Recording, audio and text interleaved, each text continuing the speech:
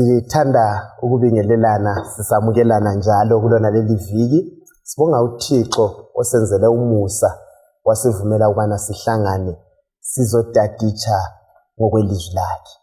Mina engikhulumayo ngu-Amos Maforo, ngizanxusa abangani bami ukuthi balibingelele baziveze ukuthi bangoba. Salibonani bathandekayo, siyathaba ukuhlangana njalo kulesi sifundo olibingelelayo umfundisi uKhonzile Khumalo. Salibonani bathandekayo, siyamukelana kusifundo sakulona leli viki. Mina engikhulumayo ngumsisi Siboneni Mhlanga. Ngiyalibingelela lonke ngegama leNkosi yethu Jesu. Okhulumayo uNozinhle Ndlovu, Mrs. Mpofu. Asikhulekeni. Baba wethu okhona ekhaya ezulwini lalapha emhlabeni, sithanda ukukubonga ngelinye njalo ithuba osinika lona ukubana sifunde ezwini lakho, sikhulekela ubukhona bukaMoya Engcwele ukubana sichasisele ngcono amaqiniso aselizwini lakho, bese sikhula ekukwazini ubususiphathisa njalo futhi ukubana siphile ngalona leli lizwi. Ngelihle igama leNkosi yethu Jesu siyakhuleka. Amen. Siyabonga kakhulu. Namhlanje sikusifundo sethu sechumi lapho esiyakukhanyela khona isivumelwano lecebo leTabernacle, lapho esiyabe sikhanyela kabanzi ukuthi umlimo kuyini akuloyisayo ngabantu bakhe, kuyinjongobani ngathi sesimhlamukele. Uzananzelela ukuthi uJehova izikhathi zonke uhleli esilandelela thina simhlamuka. Uyabuza, Adamu ngaphi? Esebalekile uAdamu ecatshile abe semfumana.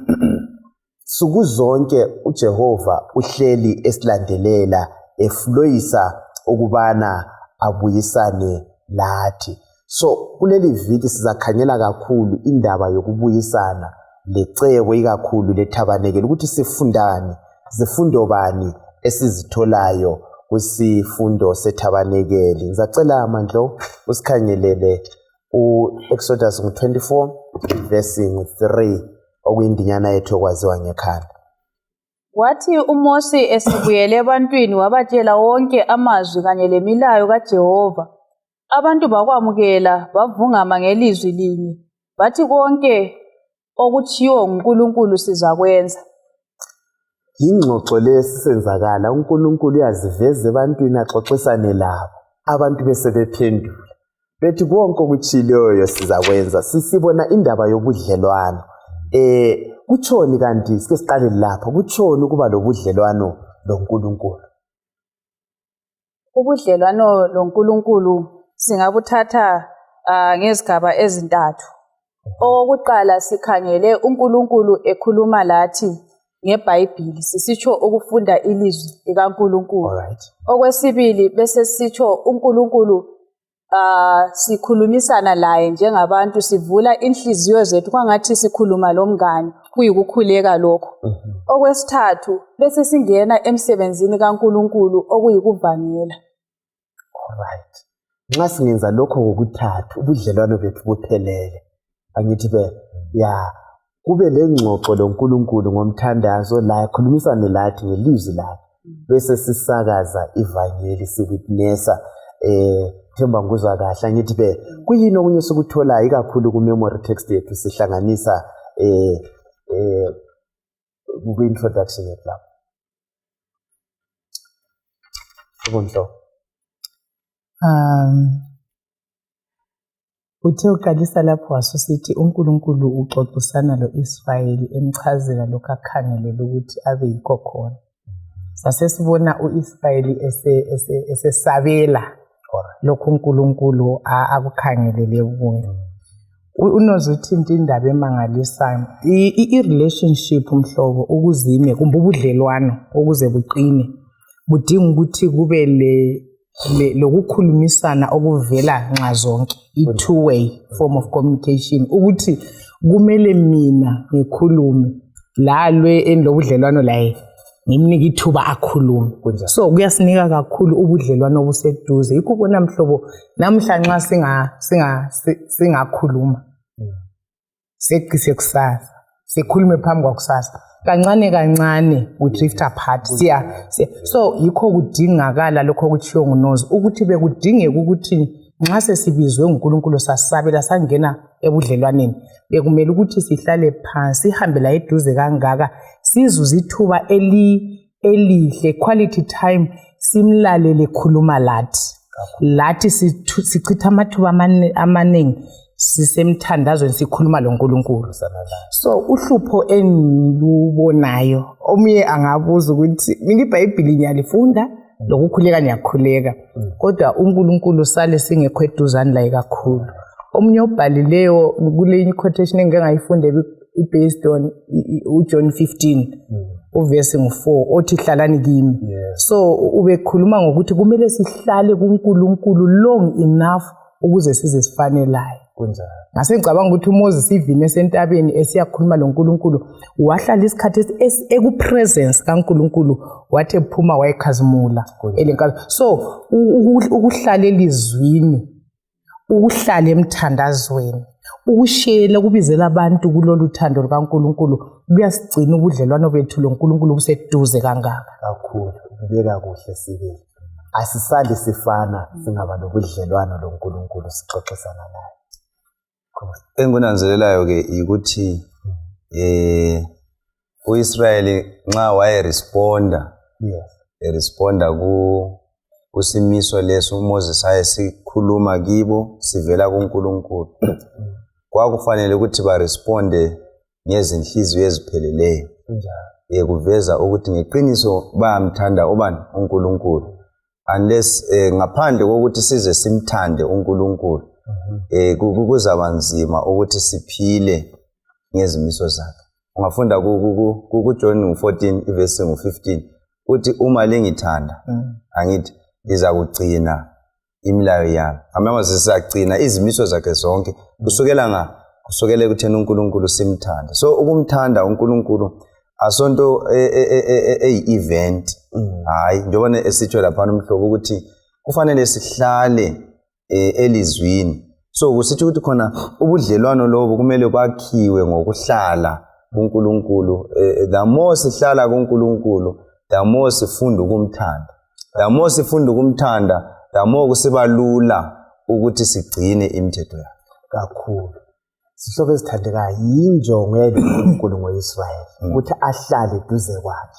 Lo Israel wakhathesi kumele sihlale duze kwaNkulunkulu sibe lobudlelwano. Just khangele for mawubisa lokho ukuthi Israel wanamhla bengicabanga ukuthi thina sichitha amathuba anganani siselizwini likaNkulunkulu.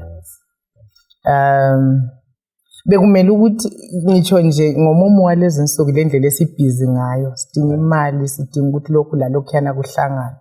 Sikhona yini ukuthi sinike uNkulunkulu ithuba lokuthi simuzwe khuluma. Kule ngoma engiyithanda ethi moyo oyingcwele kaDulindi. You know siningi isikhathi uNkulunkulu ufuna ukukhuluma labantu bamuzwe but kakho already ukuthi amuzwe. So kuyi-challenge ukuthi babukeli labalaleli ukuthi siyasidinga isikhathi esibalulekileyo esihleliweyo. Kwesinye isikhathi kulo mnye ayixoxele sithi wayebuza umngane wakhe ukuthi wenzani nge-spare time. What is your hobby?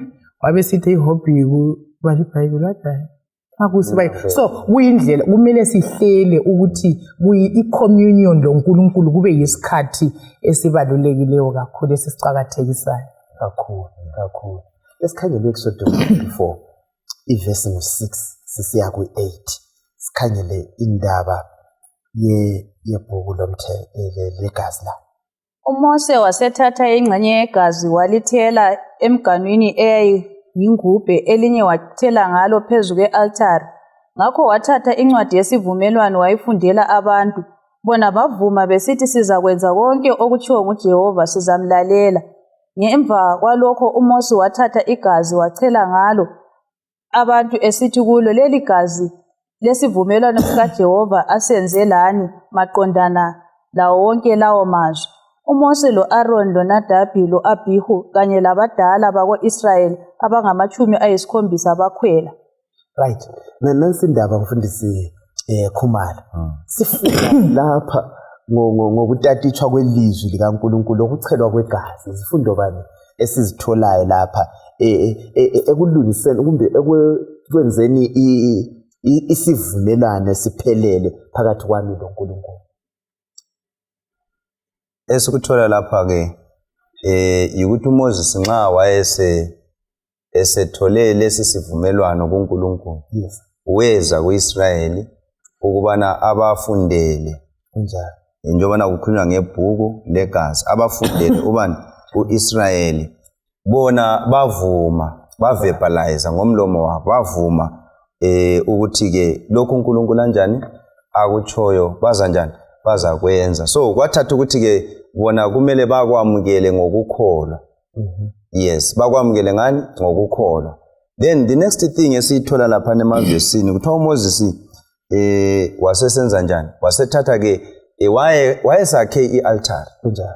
Kwasokuhlatshwa imihlatshelo phezukwani kwealtar liyana wathatha igazi walifaka ke kualtar lapha. Now ngemva kwalokho esenze njalo wasethatha futhi igazi elifananayo walichela ngaphi kuIsrayeli wonke. So lokhu ke kwakule significance enkulu ngemva kobana sebevumile ngokukholwa ukuthi lesi sivumelo sokuqala isisekelo saso ligazi. Sesakhelwe phezu kwegazi. So siza kubona nxa siqhubeka ukuthi leli gazi lalikhomba kuJesu okwakuveza ukuthi ukukholwa kwabo khona lokhu kwakungamelanga kuzivelele kibo kodwa kwakweme egazini leli kweme kuJesu. So ngenye yezinto esithola lapha. Then ukuchelwa kwabo bona lakho futhi kwakule significance eveza ukuthi khona okay ukwenelisa kwenu ukwamukela lesi sivumelwano ukwenelisa kwenu ukuthi liphile ngalesi sivumelwano akweyamanga kini kweyeme kuleli gazi. Yikho uMoses wabachela ngaleli gazi. Igazi kuphela igazi likaJesu. So kudingeka kuphakanyiswa uJesu utsho njalo ku-12:32. Yes. Uthi uma nxa kungaphakanyiswa mina yini engizazidonsela abantu. Mhlobo uthini? Kaningi sasizidingela indlela zethu. Angazi ukuthi abantu bafuna ukusindiswa ngegazi likabani lemizamo enziwayo linelitshona lisevangelini lapha ukuthi abantu basebenzisa imizamo but uthi nxa ngiphakanyiswa ngizazidonsela abantu. Kuyini esikutholayo lapha egazini? Mina engikuzwisisayo mhlobo ukuthi indaba yokuthi sisindiswe yeyeme emahlombe kaNkulunkulu ngokuphelele yeyeme emandleni kaNkulunkulu. Yikho nxa uIsrayeli lo umhlobo uNkulunkulu esithi nansi indlela uMoses sethula indlela kaNkulunkulu bese bethi sizakwenza. Ngithe mfunda umlobo uthe uIsrayeli wakwenza lokho ephangisa engazwisisi ukuthi yena uweak okunganani. Futhi isono i-sinful nature yakhe engayiqedisisi. Kukaningi lathi sisenza izithembiso kuNkulunkulu. Simuze uNkulunkulu esibiza ukuthi nansi indlela hambani ngayo. Sihle sivume ukuthi sizahamba ngayo. But sizithole kusasa futhi sisehluleka sibuyele emuva. Khona lokho kubuyela kumcijo lethwe ngumfundisi lapha ukuthi indaba yegazi yayiveza ukuthi kakho ongenelisa ukuyithobela intando kaNkulunkulu emiyedwa. Yikho kwakudinga ukuthi kube legazi. Igazi elaliveza igazi likaJesu. Ukulunga kukaJesu. Yikho okuphiwa laba abavumayo. So yindlela esisindiswa ngayo. So bekumele ukuthi thina sivume mhlobo ukuthi uJesu kaze kithi azakhele. Kungabi yithi esiphilayo. Singaphila umthetho kaNkulunkulu subona ngaphandle sizama ngawethu amandla. Ngoba uIsrayeli lo simbonile efeyila dismal. Anti ubona ukuthi kuExodus chapter 32 sibathola ngemva ukuthi 3 times bathi bazakwenza. Bethembisa uNkulunkulu. But sithola vele sebekhonza isithombe sethola. Uyakubona. So umuntu uyehluleke yedwa apart from uNkulunkulu akula kusindiswa komuntu. Manje isikhathi eziningi sasikhulume thina. Angibezwe abantu bebesuka emhlanganweni bekunemvuselelo kumbe camp meeting abantu bebethi hayi akuchile thina zenjani bakithi sizakwenza ya useyithintile lapha umhlobo ukuthi sikwenza kangaki khona lokho bese sehluleka futhi ngamandla ethu angazi singayifithizela ngayiphi indlela kuyenzakala into Ukwenzakala khona lokho kuyenzakala Maforo ngoba izikhathi eziningi siyazithemba thina njengabantu ngize ngithathekiswe ukuthi uNkulunkulu uyasazi ngcono ukudlula thina ngendlela esizazi ngakhona. Kwezinye izikhathi ungafunda lapha ukuthi abantu laba babeqinisile ukuthi bayafisa ukuthi balandele. Inhliziyo iyabivuma ifuna kungayisikho ukuthi abantu babezwile Maforo ukuthi ilizwi leli lahlaba ukuthi lidinga iresponse ba responde kahle. Kodwa bese kusweleka ukuthi hayi onika amandla ngoNkulunkulu. Ungananzelela khona phana vele sithola igazi lona leli elika Jesu yilo eliqinisa isivunyelwano. Ngize ngakucabanga njengesidindo. Incwadi ungayibhala ingela sidindo. Akuhambi. Igazi lika Jesu yilo eliqinisa lesi sivunyelwano. Ukuthi nxa babefafazwa kwakuveza ukuhlanjululwa kwezono. Singahlanjululwa bese siba zinceku zikaNkulunkulu. Esinika amandla sithinta indaba yobudlelwano. uJesu ngumngane wethu omuhle kakhulu balaleli lababukeli ukuthi nxa ebiza uyasinika futhi lamandla. Asomnganelwano ukuthi kulezinye izikhathi ukuthi uyakuchiya esikhaleni. Lanxa usuyehlulekile kakuchiya esikhaleni igazi lona leli elachitheke eCalvary lilamandla nxa silithemba. kakhulu igazi kuphela yilo lodwa elinamandla lona elachitheka eCalvary. Hlobo esithandekayo sibiziwe ukuthi sizofana noJesu. Nxa sifana laye akumelanga uzidingele ukuthi naye azenzela ngawamandla. Amandla siwathatha ukuthi uNkulunkulu ngowakhe ngegazi lakhe. Ke sikhangele lapha mandlo. Ngicela usikhangelele uchapter 24 kusukela kuverse 10 usiya ku18. Verse 10. Bayabona uNkulunkulu kaIsrayeli ngaphansi kwezinyawo zabo wakungani ngumbundu owenziwe ngesafaya ukhanya njengokukhanya komkhathi uqobo. Kodwa uNkulunkulu kazange abanine ngesandla sakhe. Laba abakhokheli bakwa-Israyeli sebembonile uNkulunkulu badla banatha. uJehova wathi kuMose, "Khwela uze kimi entabeni njalo uhlale lapha. Ngizakunika izibhebhedu zamatshe, ngilobe kuzo imithetho lemilayo eyiziqondiso zabo." Ngakho uMose wasuka loJoshua umsizi wakhe. uMose wasekhwela entabeni kaNkulunkulu. Wathi ebadaleni, "Silindeni khonapha size siphenduke. U-Aaron loHuri bazasala lani. Bazakuthi abaphikisanayo babonane labo." Wathi uMose esekhwele intaba yasitshekelwa liyezi, inkazimulo kaJehova yagcwala entabeni yaseSinayi. Iyezi lembesa intaba okwezinsuku eziyisithupha. Wathi ngosuku lwesikhombisa uJehova wabiza uMose eseyezini. Ebantwini bako-Israyeli inkazimulo kaJehova yabonakala injengomlilo ohangulayo phezu kwentaba. Ngakho uMose wangena eyezini ekhwela intaba wahlala khona entabeni okwezinsuku ezingama-40 lobusuku obungama-40. Inkambo emangalisayo le. Kanye kanjani emva kwenkambo. Sakafike lapho. Inkambo le kuyini okuthathekisayo sikutholayo lapha izifundo bani sizitholayo kunkambo yako-Israyeli. Sibona abadala ababengu-73 baloMose besentabeni. Ya, sincedisane lapha mfundisi. Ikakhulu lapha ekudleni lakho konke wakusenzakala. Kuyini esikufundayo ngabadala nokwenzakala entabeni lapha? Sibona uNkulunkulu ebavumela to an extent ukuthi bambone uNkulunkulu. Ngoba iBhayibheli kuye kutsho lapha. Ibisisithi ku verse 11 kazange abanine ngesandla sakhe. Wavumela ukuthi benze njani? Babone ipresence yakhe. Yikho nxa sekuvezwa lapha ukuthi ngaphansi kwenyawo zakhe kuyachasiswa kwakungani umbundu kwakungani ngumgwaqo amanye amaBhayibheli akubeka ngaleyo ndlela. So sibona uNkulunkulu olothando kumangalisayo. uNkulunkulu ongcwele avume kubana ke izoni sondele kangaka eduzane kwakhe. Ngibe sengithathekiswa yikhonokho ukuthi ke even ku leadership uNkulunkulu uyafisa ukuthi leadership ibe lombono, imbono uNkulunkulu. Ngoba leadership ingambona uNkulunkulu aziveze ku leadership. Alright. uIsrael olandelayo wayephansi ngalo ngeke wayengakhwelanga intaba. Asozabe lohlupho. But ungabona most of the time kusiba lohlupho kakhulu kuIsrael.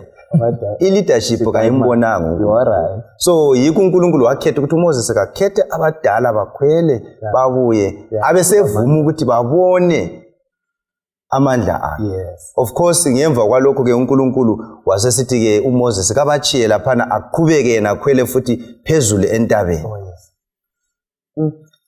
Right. Sifundo bani esizithola lapha? Namba uNkulunkulu uyaziveza kuzona. Yikho sithe uJehova besimkhonza ufuna ukubuyisana nathi. Yes. Abuye aziveze, you know, ebantwini sike safunda lapha basivezile hayi konke okuchiloyo sizakwenza. Kwabehlula siyakwazi lokho. Kodwa khathesi kuyini okunye sikutholayo lapha sokusentabeni lapha mhlobo ikakhulu indaba yezinsuku lapha kunesikutholayo lapha? Ngithe ngifunda kwathiwa uMoses wathi ekhwele entabeni wafika wahlala insuku eziyisithupha uNkulunkulu engakakhulumi laye. Ngicabanga futhi ukuthi ngikho ngicabanga kathesi ukuthi maybe kwakungabe kuyindlela futhi yokuthesta uMoses. Okay. Yeah, biziwe entabeni uyakhuluma loThixo abona inkazimulo. Izulu limthesta ukubhekezela, ulindele uNkulunkulu. Ulungele uNkulunkulu. So izifundo esizitholayo lapha mhlobo umfundisi uthi into ekakhulu ukuthi bamela badla loNkulunkulu bethe banquet loNkulunkulu. Alright. Ngifundi into ezintathu lapha engifisa sikhulume ngazo ukuthi ukudla angazi ukuthi esintwini sethu sithini ukuthi ukudla kuyaqinisa kangaka ubuhlobo. Mina ngafundiswa ukuthi isethekeli loba kungubani umuntu kazuzwa kokudla nxa kungekho ngangcona aphiwa amanzi. Kusitsho ukuthini nxa sisidla ndawonye ubuhlobo buyanjani buyaqina. So uNkulunkulu lapha mina ngibona iqinisa ubuhlobo lomuntu. Umuntu owileyo endeveza ukuthi kule bond yokusondelela nenkulu kangaka engeke iqanyulwe yilutho. Right. Okwesibili bavumelana esivumelwaneni lesekudleni ndawonye bafoma engxenye engakuthi alliance ubumunye babo and ngithe mfunda ithi uNkulunkulu khona laphana wayeveza babevumelana ukuthi ekudleni kwakungesinye isivumelwano sokuthi nxa kuyikuthi kulomunye ozawelwa luhlupho andivele lapha ngumuntu vile uNkulunkulu akawelo luhlupho. So wayeveza ukuthi nxa kuyikuthi kulolunye uhlupho kulenye ipart engawelwa luhlupho leyinye engidlalayo izangenela. Ngithe mfunda ngase ngicabanga mina ukuthi nxa kuyikuthi uNkulunkulu wehla afike khonapho mhlobo adle lo muntu abesemnika isiqiniseko sokuthi anything ezakwehlela ngikhona to intervene. Ngase ngibona ukuthi nxa sisehlelwa zinhlupho kulezinto eziningi ezisilimazayo siyehluleka ukugrasp ukukholwa elizwini lenda kulesi sithembiso ukuthi uNkulunkulu is ready ukuthi asisize and nxa engazange withhold uJesu ukuthi azosihlenga kuyini okunye angaku-withhold ukuthi asophule enhluphekweni za day to day. So bekuyi-challenge kimi ngi-challenge lababuke labazalwane bonke ukuthi whatever kusehlelayo ngoba siphakathi kwempikiswano enkulu uSathane esilwisa asibeni kwazi ukuthi uNkulunkulu wethu owenza isivumelwano esisekelwe ngegazi anti kuthiwe wasenza nge-oath la ngesithembiso ukuthi angeke aqamba amanga uNkulunkulu. So kuyisivumelwano esingephulo asimthembeni ukuthi nxa sekulolunye ulutho olusehlule asambeni kuNkulunkulu uzasithwalela izinto lezi asilwele izinto esiphakathi kwazo. Okay. Okunye esikutholayo laphana ukuthi ungakhangela o-Aaron baba lethamsanqa elihle elokubana babone uNkulunkulu. Ungafunda uPatriarchs and Prophets kuthiwa babone uJesu. Ngemva kokubona uJesu abanye abazange bakubone Maforo. Kodwa benzele iprivilege engako sibabona besenza into emangalisayo ngaphansi lapha sebesenza ithole. Okungangokuthi la nxa uNkulunkulu esinike amathamsanqa angazange anika abanye akutsho ukuthi sesihlala sikhona lapho sihlala simdinga ngazo zonke izikhathi uNkulunkulu khethekile ukuthi usivezele izinto ezinganani wasambulela izinto ezinganani abanye abangazange bathole ithuba. Khangela khathesi amasalathi thina iqiniso lonke lalo kodwa lona leli qiniso kalisisindisi uJesu silonke simdinga ukuthi asiphathise siphile ngosuku so indaba lesiqhathanisa njani kakhulu labo abantu abambulelwe amaqiniso amaningi njengebandla lensana silamaqiniso amaningi sanctuary message singazange sitshela abanye angels message siyazazi ama health principle ezempilakahle sikwelinye izinga ngamaqiniso lalo kukhanya lokho esikuninikeziweyo sixwayiso bani sisitholayo nxa sifunda abadala la ngibona ngani kuyasincedisa ngoba khona kahle vele uNkulunkulu nxa siza kubona nxa wakhetha ukuthi amise isimiso lesi lokumiswa kwethabanikele wayeveza ukuthi bayamdinga insuku ngensuku ngoba ungakhangela ama services esanctuary ukuthi ayesenziwa insuku ngensuku so kwakuveza ukuthi vele bayamdinga uNkulunkulu ngoba wathi kabangenzele ngihlale phakathi kwabo so babemdinga insuku ngani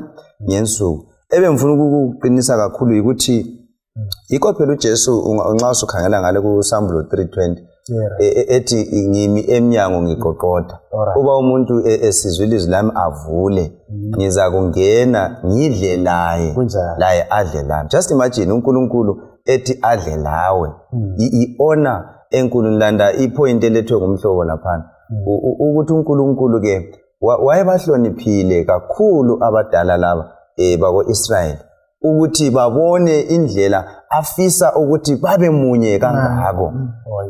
Uyabona indaba ngikhona so yikho unanzelela ukuthi even uJesu laye esebuyile ku New Testament ngalo abaFarisi abamzwisisanga uJesu bathi indoda lo udla lezoni labathelisi ukuhamba njani no uJesu wayekuthathele khona lapha nxa ukunanzelela ukuthi ngokwenza lokho ngiveza uthando ngiveza ekutheni abantu laba ngifisa babe seduze kangako angibanini angibanyani Zakhewu ngiyamamukela sidle so alright that's a good one yes ngicela ukuletha i-comment engizwisisayo kulokho okulethwe nguNozi ukuthi okwenza ukuthi mhlobo ngibe leqiniso ngibe lokukhanya okuthile kodwa ngisuke lapho ngiye kufa phela abanye bafa and bengekho embusweni yakuze sekutsho ukuthi sithola uAbihu laba berebela besali leadership kaNkulunkulu kodwa beke bazuza ithamsanqa lokuba senkazimulweni kaNkulunkulu. Mina ngizwe ngisesaba ngacabanga ukuthi sile challenge yokuthi sile theory of truth silalo siyalizwa lila but asivumi ukuthi iqiniso lisitransforme ngoba uNkulunkulu wenza veze inkazimulo yakhe ukuthi ufuna sifane laye ufuna ukusiguqula sifanane laye so ukuthi amadoda la ahlala nje bavumela inkazimulo yanetha ngapha la ngapha basala ingabaguqulanga yingozi esilayo njengamaKristu ukuthi ilizwi siyalizwa yikho Sambulo Theo busisiweyo ngolizwayo abeselenza uJesu uthi wobani ngabenzi belizwi so uvuma usikhuthaza ukuthi kasivumeni ukuthi intando kaMlimu isiguqule sifanane lo Jesu kungasala kuyilizwe esilizwa silikhuluma ngomlomo siza kwehluleka njengamadoda lawa sihlobo esithandekayo point eqhathekile sifizayo ukuthi konke singakwenza ngoJesu kuphela. Ake sikhangele kuEzekiel 36 ivesi ngo26 to 28 sike sibone lapha sihlobo zami ukuthi amandla okulalela vele siwathatha kubani. Kuyavuma yini wena wedwa ukuthi wenelise ukulandela nokulalela uJehova? Sibalele manje. Verse 26. Yes.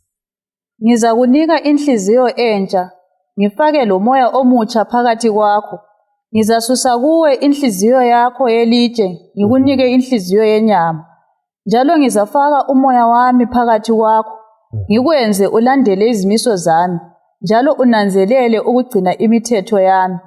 Lizahlala elizweni engalinika okhokho benu. Lizakuba ngabantu bami, mina ngizakuba nguNkulunkulu wenu. Kule zigaba ezintathu Israyeli ayitsho khona athi yena sizakulalela Jehova. Bengabi besakwenza uhlupho lunga. Ukulalela kwenzakala njani ezimpilweni zethu? Okay, mina nguzwisisa Maforo ukuthi unozuthi into eqhathele ukuthi abantu laba babeqinisile ukuthi bayafuna. Alright. They meant it. Babe sitsho khonokho ukuthi bazakwenza. Kodwa kabazange bazwisisa ukuthi amandla okwenza vele bona ngemvelo yabo kawakho.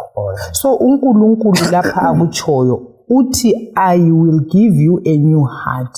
So ukulalela uNkulunkulu kubuya ngemva kwe heart surgery. Transplant, heart transplant. Kumele kususwe i-sinful heart, i-stony heart. uNkulunkulu abesefaka inhliziyo yenyama. And into yonke uyayibona ukuthi isemandleni kaNkulunkulu ngoba uNkulunkulu nguye wasidalayo sawa. Nguye lamandla okusi recreate. So uthi ngiza enguthande kakhulu i-emphasis yabo I. Ngesikhiwa ihlike ukhiphe ukuthi I think bafika 4 of usiya 5. So indaba yokuthi senelisa ukumlalela uNkulunkulu isemandleni kaNkulunkulu. Okwethu yikuya uNkulunkulu sizwisisa ukuthi thina siwe okunganani. So nxa isithi ngiza kunika inhliziyo angadala ukuthi inhliziyo asinike inhliziyo efakwa uNkulunkulu inhliziyo ethambela intando kaMlimo. So kakuzanywa ngamandla omuntu ukumlalela uNkulunkulu, siyehluleka kakhulu ngenxa yokuthi siyazizamela. Umuntu vele unjani thina vele sibuthakathaka ngithi ya uPaul uyakhuza uthi lo othumiyo yaqaphela nawo ikanengi ungathi lokho ngiyakwenelisa hayi kwehlula amadoda oDavida kwabehlula. Ngithanda namazwi atsho uyakhala uDavid uthi yena dala kimi inhliziyo enjani njani ngoba le ilohlupho le ngiyayinanzelela ukuthi inhliziyo le ilohlupho. Kukhona okunye sikuthola lapha. Sithola futhi ukuthi ukulalela kuyisiphiwo esisiphiwa uNkulunkulu. uNkulunkulu izinto zonke afuna ukubana sizenze uyasinika amandla okubana sikwenze. Thina kwethu yikuthi senze isinqumo esokubana siyamlandela. Nginanzelela ukuthi uNkulunkulu sihlulekisa kakhulu ngendlela esiziphatha ngayo ukuthi usiphile zonke izinto ezingasenza ukubana siphile impilo enjengayo. Kodwa thina ukhaya ngani Maforo esikuphiwe uNkulunkulu kasikusebenzisi. Siyaphinda sikhale izikhathi eziningi ungananzelela lapha ukuthintiwe ukuthi siyabe silonke sibuyelela ukwenza okubi. Kodwa uNkulunkulu esiphile isiphiwo ukuthi hayi ngizalinika inhliziyo entsha. Thina siyale sithi hayi thina sihlala la yona le litshe yi right. Ikwesikufuna. Isejari le siyayala. Unozungikhumbuza esinye statement sika A.T. Jones. Amadoda lana achumayela indaba ye-righteousness by faith ngo-1888. Wayencedisa amalungu ebandla ukuzwisisa ukuthi indaba yokusindiswa kayikho ekuthini wena wenzeni. Wakhipha istatement esithi stop trying. Yikho esichitha isikhathi esiningi sikwenza ukuzama ukulunga. But ungabala uPhilippians 2 verse 18 yayithanda ithi for it is God who works in you both to will and to do of his good pleasure. So uMpostoli Paul abesekuzwisa ukuthi akuyimi engiphilayo. So esikudingayo ukuthi uKristu nxa ephila kithi naturally i-obedience iyabuya but thina sala i-heart surgery le uNkulunkulu afuna ukuyenza empilweni zethu sizama ukuthi sibe ngcono from sizenze ubeke kahle stop Yeah. sibuye uzumthetho ulukhuni sabathi wehluleki uzama ngamandla akho yes yebo hayi siyabona ngani nxa sikhangela vele ku-Ezekiel laphana uNkulunkulu wayefisa ukuthi akhiphe ingqondo yokucabanga ukuthi ukwenelisa kumbe ukusindiswa singaba lenye into esingazenzela yona vele from ekuqaliseni kweBhayibheli ungakhangela even uAdam uNkulunkulu wahle wakhipha leyani ingqondo yokuthi okay lapho suzamile ukuzenzela lokhu usuwonile okay nxa suwonile suzama ke ukuthi wena uzilungisise suzithungela amahlamvu suzembesa uNkulunkulu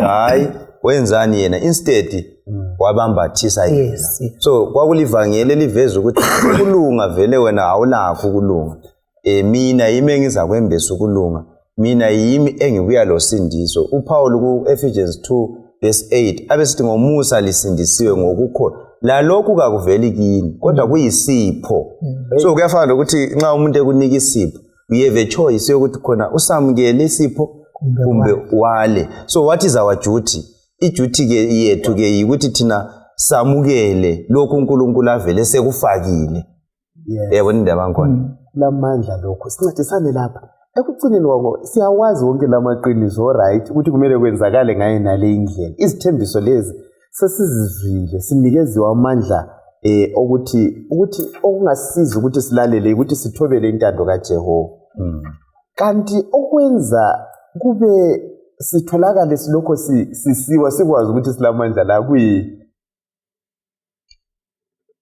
silokho sizithemba kodwa sitsheliwe ukuthi hayi wena ngithanda ihubo lika 118 kuNdebele yinali izolinali iyatsho ukuthi umsindisi uthe wena unjani awulamali wena okwakho linda ukhule kuze kini usiphunyuka ngaphi lokho mhlawumbe njengoba sike sathinta ukuthi linganani ithuba esilichitha simdinga uNkulunkulu and izikhathi eziningi kwesinye isikhathi sicabanga ukuthi sidinga uNkulunkulu kwesikhathi imfundisi siyabe sidinga izinto zikaNkulunkulu uyayibona but himself ngoba esikudingayo umuntu vele kadingi imali umuntu kadingi izinto umuntu udinga uNkulunkulu so yikho bekumele ukuthi sikusike sikudinge yikho uJesu ayekutsho nxa esithi ngoMatthew 6:33 funani kuqala umbuso lokulunga kwakhe ukuthi sizizwisise ukuthi thina siwile endeka silunganga ende siyafa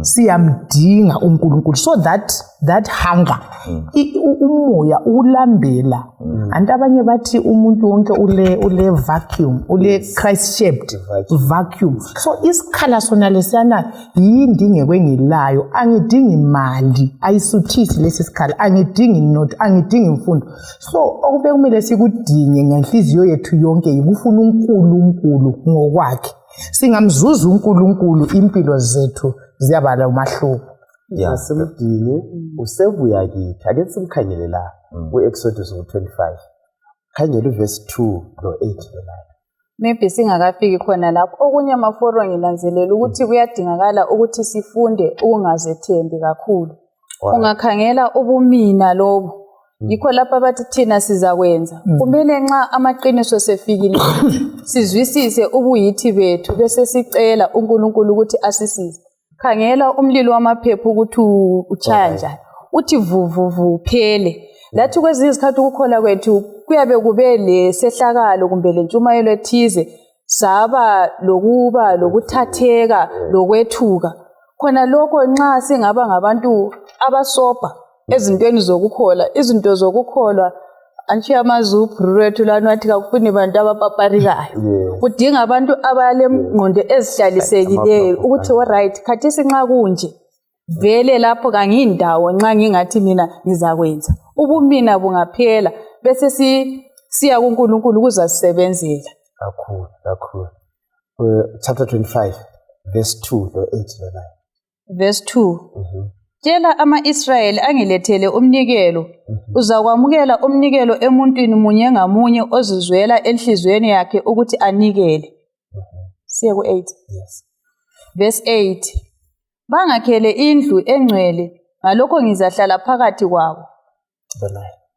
Yenza ithabanekeli leli kanye leziceciso zalo ngendlela engizakutshengisa yona. Kulamaqiniso lapha abambekayo. La kumoya esiwatholayo lapha. Yiwaphi esiwatholayo kumavesi la esiwabalile chapter 25 verse 1 to 9. Kukhulunywa uJesu uthi yena ekhulumisana loMose. Uthi khulumisana labantwana bakaIsrayeli ukuthi bazoninikela kusukela enhlizweni zabo. Angithi phela lapha kwakhiwa ithabanekeli yikho kulo verse 8 lo abangakheli ukuze njani ngihlale kibo imenza abanikeza amandla okunqoba.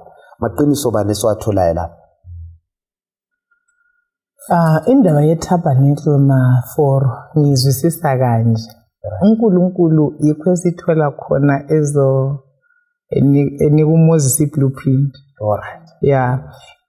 uMoses esentabeni ithi uNkulunkulu wamtshengisa isanctuary sezulwini. Wasemlaya ukuthi Moses lokho esengutshengise khona hambani le kwakha lokho phansi ngalandi. So uNkulunkulu wase itabernacle mana ke mphongo ukudlule ukuthi yayimele bayimise njani isitshona ukuthi kwakumele ukuthi igedi labo likhangele east bakhe umduli anti ngamalembu lamapoles bese befaka engingathi mana mvume for isifundo lesi ngithi 2 roomed tent. Indlu yokuqala kuyindlu engcwele, kuyiroom engcwele, iapartment elandelayo kungengcwele. So uzathola ukuthi ku-courtyard la kwakule furniture eyayifakiwe i-altar of burnt offering ilandelana le-lava basin. Then kube sokusiba lo mnyango osithungamelele endlini engcwele ku-holy place. Esithola khona umlimi esithi Moses ifaka nini ku-north side lifake itafula yesinkwa. South side lifake ke ama-candle 7. Then phambili laphana okuzaba lekhetheni ezakwehlukanisa izindlu lezi lifake ke i-altary le-incense. Kwasokusiba ke le veil yana ngangale sithola indawo engcwele lapho kulomchokocho wesivumelwano. Esithola khona isivalo siyi-mercy seat phakathi kule nduku ka-Aaron le potri yemana then lo mthetho kaNkulunkulu. So itabernacle uNkulunkulu uthe bayifake injalo. Ibi-type ibiyisifundo ubuze wathi izifundo bani esizitholayo. uNkulunkulu vele esuka lo-Israyeli e-Egypt esiya la eCanaan wayehamba esebenzisa indlela eziningi ezitshiyeneyo ukubalethela izifundo ezithile ngokubuyisana kwabo laye. So itabernacle isivezela uJesu ukuthi umuntu wehlukaniswa loNkulunkulu ngesono. So indlela yokubuyisana loNkulunkulu siyithintile yegazi. Yiyo le evezwa kutabernacle. Igazi likaJesu. Kodwa anti lapha sithola emhambweni labo behlaba izinyamazana bechitha igazi ezizinyamazana ezimele igazi likaJesu. So itabernacle le kumbe sanctuary maforo ifundisa into enje ukuthi umuntu usindiswa negazi. Umuntu kakula way umuntu angazisindisa ngayo lede siyixoxa ukuthi akula msebenzi esingawenza akula lutho. Indaba yokusindiswa ibuya ngomusa kaNkulunkulu njalo ngaphandle kokuthi kuchitheke igazi anti maHebrew 9 itsho njalo 22 kakukho ukususwa kwesono. uNkulunkulu wayebafundisa nsuku zonke ukuthi zwanini madoda inkokhelo yokona yikufa lina lifanele ukufa. So wayefundisa ngoba babehlaba bebulala inyamazana beveza ukuthi inyamazana leyi esithwele isono sami yefanele ukufa. So uNkulunkulu wayebafundisa iqiniso ukuthi nxa wena uvumwa indlela yami yokusindisa nguJesu awufi wena ke.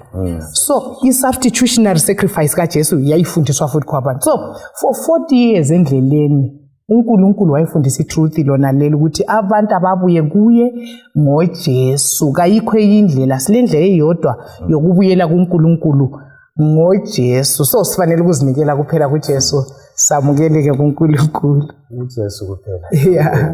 Come on. Siyabonga. Hayi ngibona ngani sekwendlele kakhulu ngendlela enhle kakhulu. Ngoba umlimi uthe nxa bengenzela ithabanikeli ngizahlala phakathi kwalo. Yona ithabanikeli yayivela ikhomba ubani? uJesu on Emmanuel iNkulunkulu ulathi yikho bona even the incarnation kaJesu yavuma ukuthi uJesu abe phakathi kwethu abe njengathi abe lathi athathe ubuyithi bethu abe nguNkulunkulu at the same time abe ngumuntu ukuzenelisa ukuthi kanjani asihlenge ekwehlulekeni kwethu. Yes, nanso manje ikakhulu indaba le usethe ngihlale la angithi phela usetshengisa uMose ngendlela okuyikho khona ezulwini nangu usekhona phakathi nawo but ngithathekiswa ngendlela eyakhiwa ngayo kuthathwa ama resources kumbe impahla eyayisebantwini indaba yomnikelo inokuthola lapho manje ikakhulu banikele kusukela enhlizweni zabo. Mina ngithola ukuthi uNkulunkulu uyafisa ukuthi asebenzisane lathi. Nxa ekusindisweni kwethu uzasebenza ngezinye izoni ukuletha ezinye izoni kuye. Sithola ukuthi lapha nxa sinikela ngokwenhliziyo yethu ukuthi uyafisa uNkulunkulu kabambi abantu ngamandla. Futhi sinanzelela ukuthi yona le ithabanikelela likhona nxa ongalizwisisa ngcono mafora lalungumfuziselo walokho kwakusezulwini. Okungangokuthi khathesi yiliqiniso la kulesi sikhathi balaleli ababukeli ukusindiswa kwethu kuyeyeme ekutheni sizwisise yona le ndaba. Nga uNkulunkulu uyasiphathisa sonke balaleli ababukeli ukuthi sizifundele sodwa ngendaba yethabanikeli leli bese siphila ngakho yikho lapho okumumethwe khona ukusindiswa kwethu. Kakhulu. Ithabanikeli iblueprint iplan esivezelwane elicebo lika Jehova lokusindisa wakuletha kukwana engqondweni yomuntu ukuthi abantu basindiswa njani kube yisifundo lakhathesi kulezifundo eziningi esilokho sizifunda khona lapha kanengi abantu kapho ngikhuluma ukuthi kwakulesinkwa kwakulalokho kwakulama kumele kuveze ukuthi amanzi wona lana kulavade ayemelele isinkwa simelele sikhombani kutshona empilweni zethu izibandeza siyesakaza ivangeli singahlali nje kuphela umlemu angasenzela kuhle ngithi phela ngizwisa ukuthi uNkulunkulu maforo ulendlela eyodwa vele yokusindisa umhlaba yokusindisa umhlaba ngoJesu yikho icebo leli wahle walinika uAdam kuGenesis 3:15 umhlaba wonke usindiswa ngoJesu bese banganini ukuthi nxa sizuza i-depth yeplan kaNkulunkulu ku-Old Testament emangalisa kangaka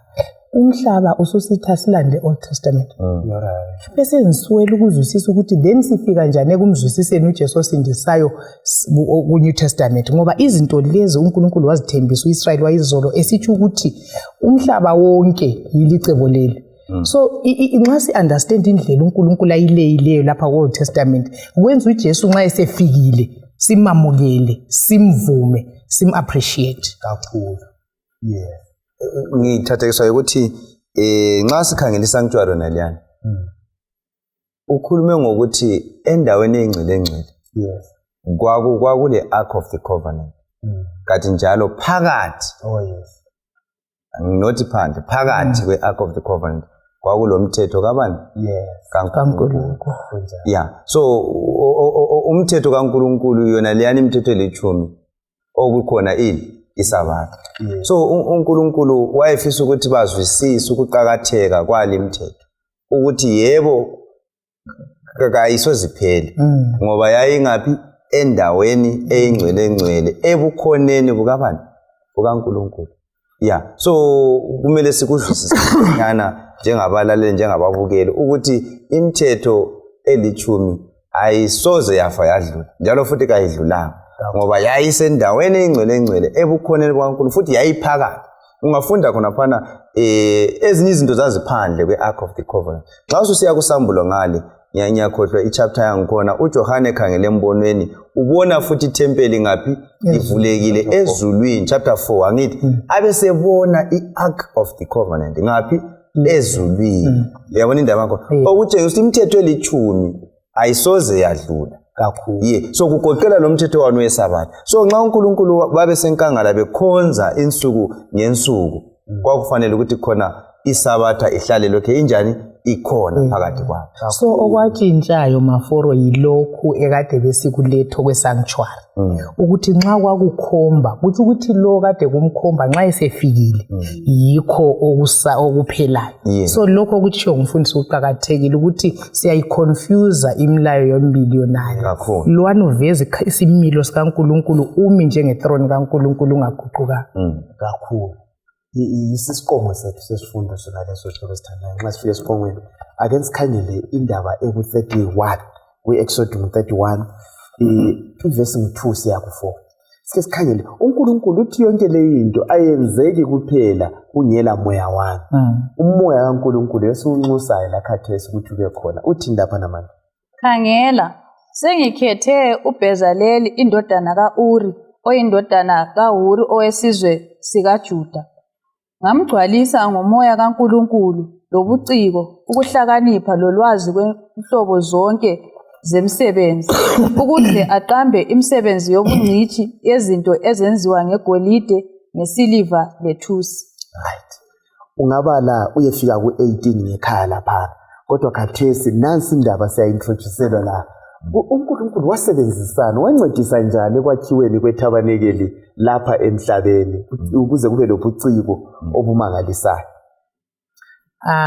Sibona uNkulunkulu umoya wakhe usehlele emadodeni angu-2 uBhezaleli lo-Oholiab abanike iskill lolwazi lokwenelisa. Mina ngicabanga nje ukuthi ithabanekeli yayilama details afine kumele lokhu kubazwe kukhavwe so lokhuyana kuthungwe kube nje. So uNkulunkulu wahle wavusa amadoda angu-2 kibo wafaka umoya wakhe ukuthi into le bayiqedisise bayazi abatshengisa ukuthi bayakhe njani. Right. Furniture yonke basenza ngendlela kwecebo lasezulwini. Lakhathesi emabandleni uNkulunkulu kashoti manpower lo uyaphefumulela abantu bakhe kube lezipho ezitshiyeneyo.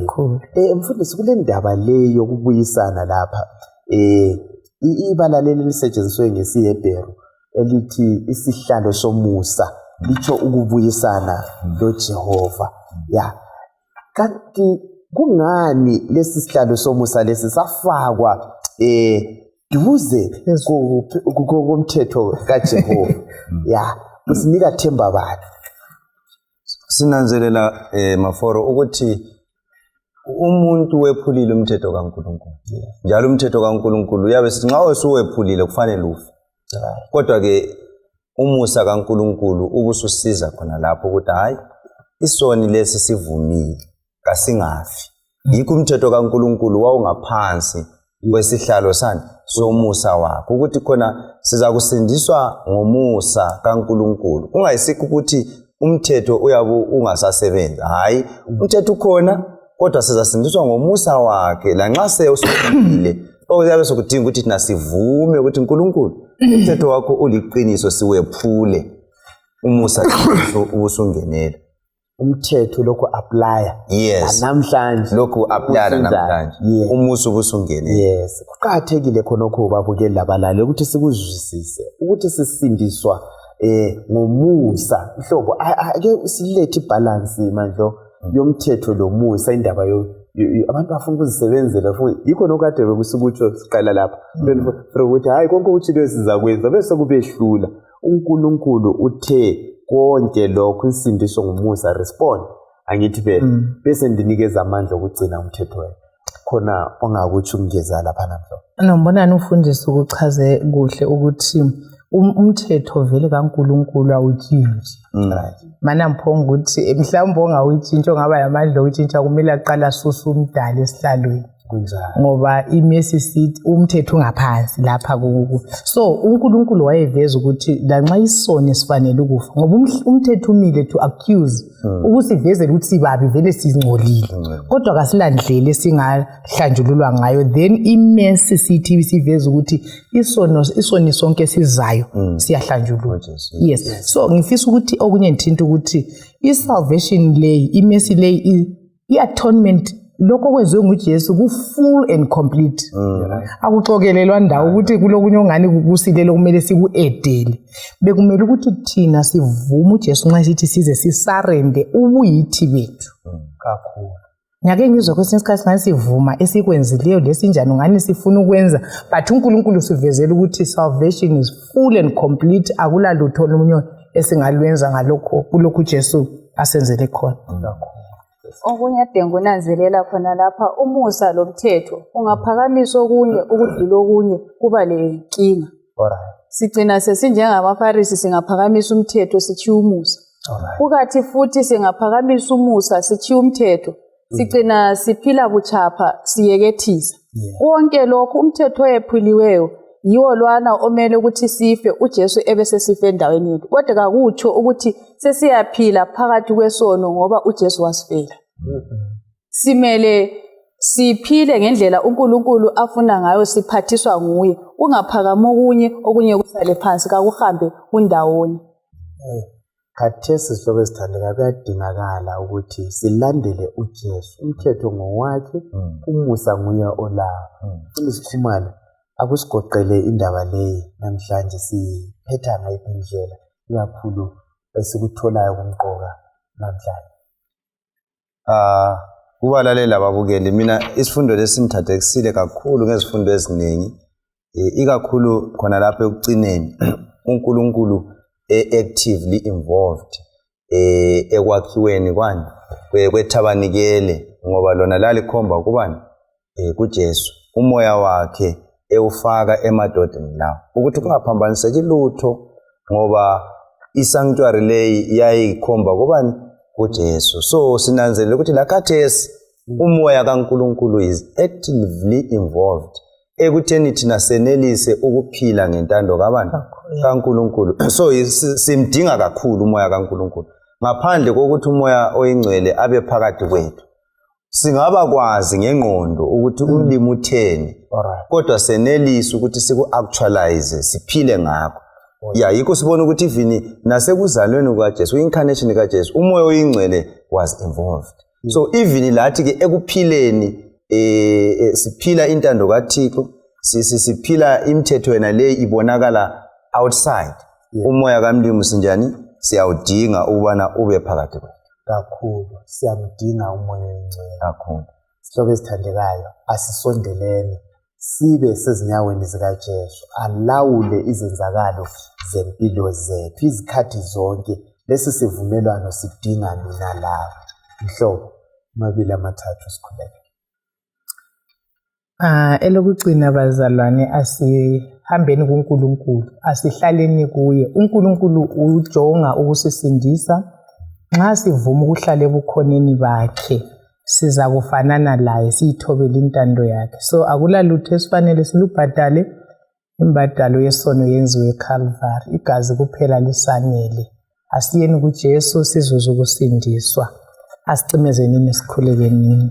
Baba wethu oyingcwele okhona ekhaya ezulwini, siyabonga icebo lokusisindisa ngoJesu.